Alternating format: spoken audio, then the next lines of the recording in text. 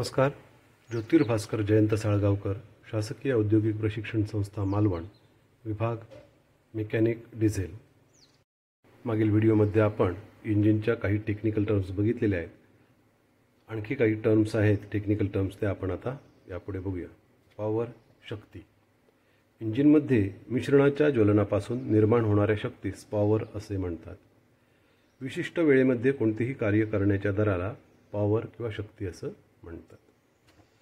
त्याचं सूत्र आहे शक्ती बरोबर झालेले कार्य भागिले कार्य करण्यात लागलेला वेळ किंवा लागणारा वेळ, P = W/T. Next, horse power, HP. एका घोड्याला एका मिनिटात 4500 किलोग्रॅम वजन 1 मीटर उंच उचलण्यास जी शक्ती लागते त्यास 1 हॉर्स पॉवर असे म्हणतात, म्हणजे 1 HP. आता ही जी पॉवर आहे ती इंजिनमध्ये जी तयारी होणारी आहे त्याच्यामध्ये तीन प्रकारच्या पॉवर्स आपल्याला बघायच्या आहेत. इंडिकेटेड हॉर्स पॉवर आहे, फ्रिक्शन हॉर्स पॉवर आणि ब्रेक हॉर्स पॉवर. पहिला आपण बघूया इंडिकेटेड हॉर्स पॉवर.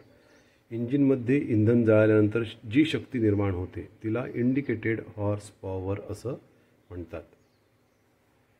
IHP मोजण्यासाठी स्पेशल ऑसिलोस्कोपचा उपयोग केला जातो. याची नोंद ग्राफ पेपरवर घेतली जाते.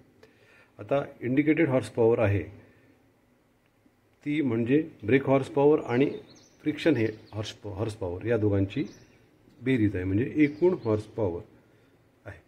नंतर नेक्स्ट आहे फ्रिक्शन हॉर्स पॉवर, FHP. इंजिनमध्ये निर्माण झालेल्या इंडिकेटेड हॉर्स पॉवरपैकी जी शक्ती घर्षणात व इंजिनचे पार्ट्स फिरविण्यात खर्च होते त्याला फ्रिक्शन हॉर्स पॉवर असे म्हणतात. म्हणजे फ्रिक्शन हॉर्स पॉवर बरोबर इंडिकेटेड हॉर्स पॉवर वजा ब्रेक हॉर्स पॉवर. नेक्स्ट आहे ब्रेक हॉर्स पॉवर. इंजिनमध्ये निर्माण झालेल्या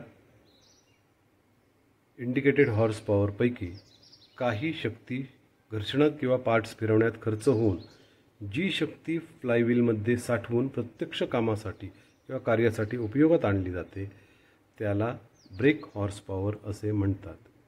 म्हणजे ब्रेक हॉर्स पॉवर म्हणजे इंडिकेटेड हॉर्स पॉवर, म्हणजे जी इंजिनामध्ये इंधन जळाल्यानंतर जी एकूण शक्ती आपल्याला मिळाली होती त्याच्यातून फ्रिक्शनमध्ये खर्च झालेली जी आहे ती वजा केली तर जी उरते ती ब्रेक हॉर्स पॉवर. म्हणून ते म्हटलं आहे ब्रेक हॉर्स पॉवर बरोबर indicated horse power minus friction horse power. आणि एक सूत्र आहे त्याचं ब्रेक हॉर्स पॉवरचं 2πNT/4500. यामध्ये N जो आहे म्हणजे RPM ऑफ क्रँकशाफ्ट आणि T म्हणजे टॉर्क प्रोड्यूस्ड.